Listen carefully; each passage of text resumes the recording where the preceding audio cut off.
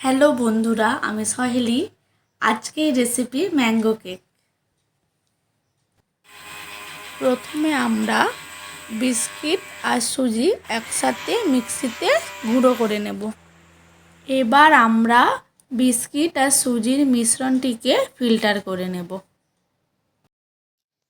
এবার আমরা একটি আম নিয়ে নেব। আমটিকে কিউব করে কেটে চিনি আর স্বাদমতো লবণ দিয়ে পেস্ট করে নেব।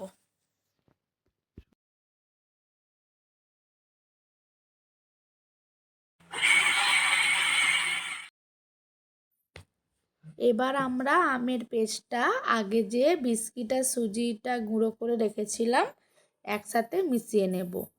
তারপরে আমরা একে একে দিয়ে দেব যে baking powder, baking soda, vanilla essence, টক দই দিয়ে একটু ভালো করে মিশ্রণটি মাখিয়ে নেব।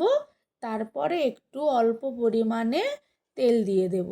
দিয়ে মিশ্রণটি ব্লেন্ডারের সাহায্যে ভালো করে ব্লেন্ড করে নেব।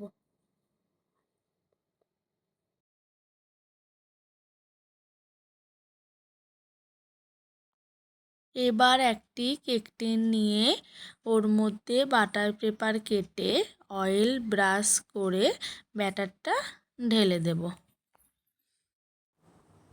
এরপর কড়াইয়ে স্ট্যান্ড বসিয়ে কেকটিকে বসিয়ে দেব। বেক হতে 40 থেকে 45 মিনিট রেখে দেব। দেখুন আমাদের কেকটা বেক হয়ে গেছে। কেকের কালারটা খুব সুন্দরও হয়েছে। আপনারা বাড়িতে করে দেখতে পারেন কেকটি।